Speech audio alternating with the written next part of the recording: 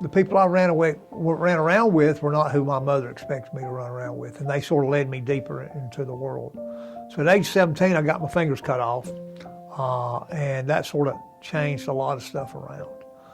No longer could I go into the Army, which I was wanting to do, and all the drug use I did, that was curtailed for a while because I was in the hospital. Missed graduation. I never graduated from high school because of that. Never graduated from high school. And then when I took my GED, I took it and they sent me a diploma, but later on they said, you didn't pass. You got to retake it. I said, I'm not taking it again. So I went on to college, got into a small private Methodist school at Reinhardt College in Waleska, Georgia, just through family connections, and without a high school diploma on a GED. So I did there. I got there and I'd received quite a sum of money from my fingers getting cut off. Back in '73, $12,000 is a lot of money. So I went and bought me a car, bought me a little Triumph Spitfire. The rest of the money I spent on drugs, alcohol, loaning people, going out to eat, running around, taking a bunch of people out to Atlanta and stuff like that. I would burn $100 bills. I remember doing that, tripping on acid in Alex Cooley's Electric Ballroom with a bunch of us, four of us had gone down to Electric Cooley's Electric Ballroom in Atlanta. I don't know if any of y'all are familiar with that, but we were tripping on acid, and I remember tearing $100 bills up because it didn't mean anything to me. So anyway, I spent all that money. It went quick. I ended up getting kicked out of Reinhardt College, Waleska, Georgia, just partying too much. Remember one night, I'd taken all the liquor bottles that I'd drunk, and I busted them up against the wall of my dorm room, and it was just like glass everywhere, all over the bed, all over the floor where you come in and come out. And I'd busted, I guess, 10, 15 bottles of liquor. Now, I'm 17, 18 years old, and so I did have a drinking problem. And they pretty much, that was the night they determined I was not fit for that college, and so I got permanently dismissed. But God's hand had always been with me, and here's how I know this.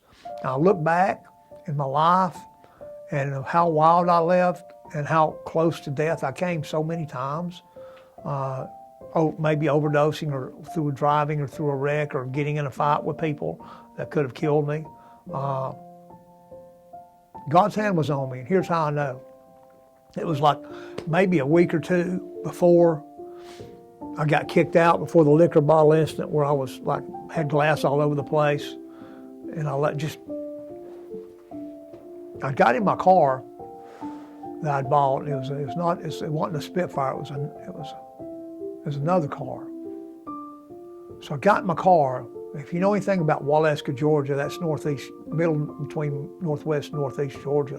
It's just hills and valleys and mountains. It's up in the mountains, so they call it.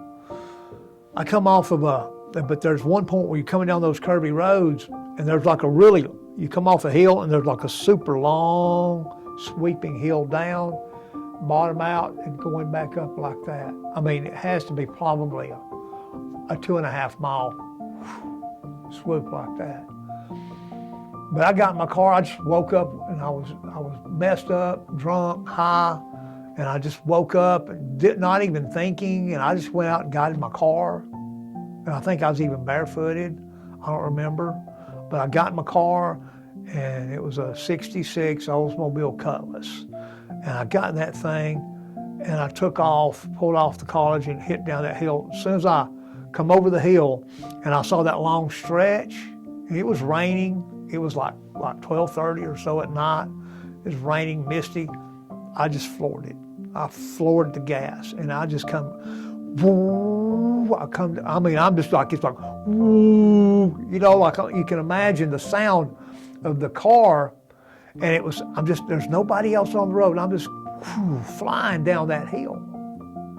Flying down there, and I must have hit 110, 115 miles an hour. I know I was 110 at least.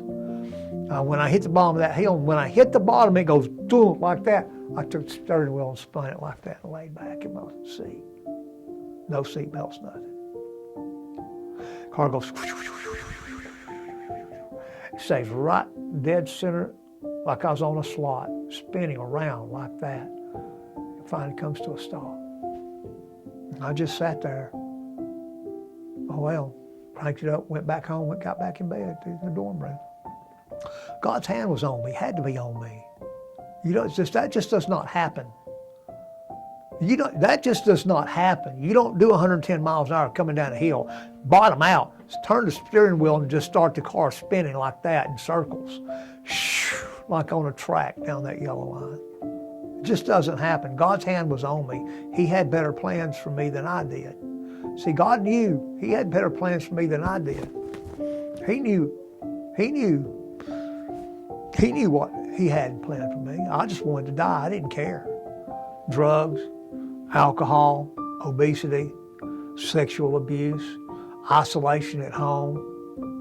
No, nothing. I just didn't have anything except myself, you know, and whatever I could get home.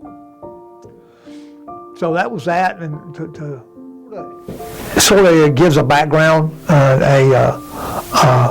understanding of why I went into drugs. You know, everybody has their different footsteps that gets them into it, but everybody goes into drugs and alcohol and drinking and whatever for the same reason. They're empty inside. They're just empty inside. Well, that lifestyle continued. I mean, it continued throughout my entire life. I always smoked weed. I went back and forth between hard drugs, coke, PCP, methamphetamine, LSD, mushrooms, you name it, except heroin. I only did that once.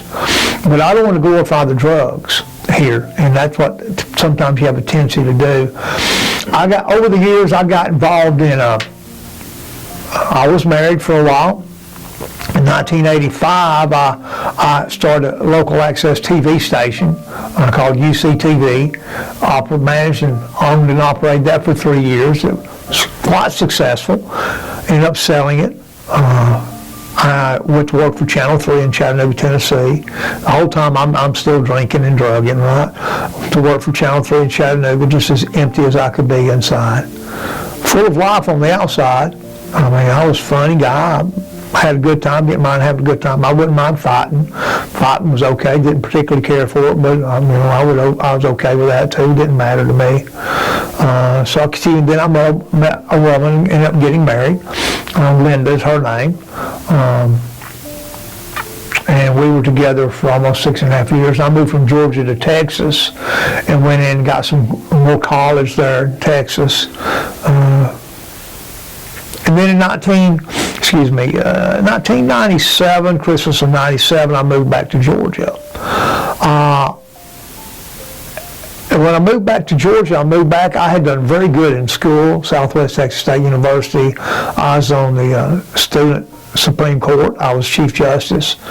I was the president of the Political Science Honor Society. I was working on my master's program in political science.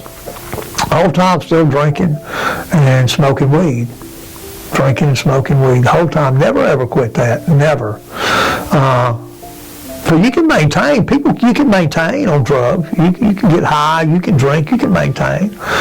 But you just are empty on the inside. And I know you are. And because I was. And the human condition is the same from person to person. Our details or steps are different, but the human condition is the same. We all want, we all need, we all try to fill that emptiness through drugs or through sex or through crazy living or through violence or whatever it is that floats our boat. That's what we try to fill that emptiness through. So I went through, intellectualism was one of the things I used to float my boat. The Lord blessed me with a little bit of intelligence, what I didn't burn out on the LSD. But anyway, to proceed on further, ended up getting divorced. I moved back from Texas. From Texas in Christmas of 97. Moved back here to Georgia. I was going to go to law school. I got back and, man, all the money that was going to send me to law school had been spent. my mother had agreed that my aunt had some money. They were going to spend that, put me in law school. We had an agreement. I was going to get in, come back, and the money's gone. So that really, really hit me hard. My Aunt Olive passed away. She died. And I was going to share this with you. If you ever get an opportunity to comfort someone and hold their hand as they die, as they leave this world, do it. Don't be afraid of it. Death is a natural transition of the human experience. It's part of what we do. The question is, are you ready for what's on the other side? There's only two places. There's heaven and there's hell. You got to make a choice. Whether you believe or don't believe that, the fact is it's still there. So anyway, I was headed to go to law school, my master's in political science, except for completing the thesis. I was headed for success. I was going to go study space law. That's what I was going to go do. And then I get home and the money's gone. I've moved from Texas. I'm a 1,000-mile trip. I spent all my money. I left Texas, left my political science, left my TA position. I left all this stuff to move home because on the promise that I was going to go to law school, and I get home and the money's been spent. This, my father passed in '84, so this was some years later. He wasn't around at this time. And so that really messed me up. And then my Aunt Olive died, then another friend died, and then what really triggered my descent back into heavy drug use, the latter part of the last 10 years of my drug life, was I never had any children. I'm fatherless because of abortion. The only child I ever fathered.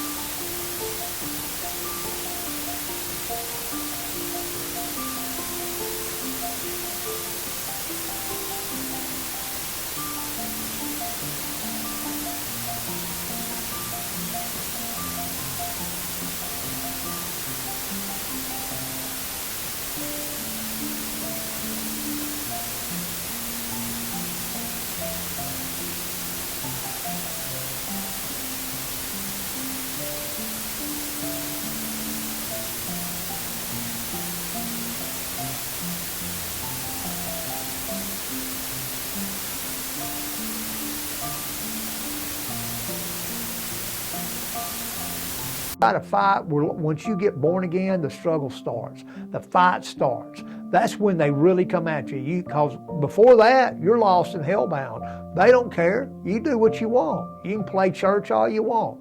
Go ahead and dress up in your suits. Go ahead and say your sinner's prayers. Go ahead and do that stuff. Go ahead and do the stuff you're keeping secret.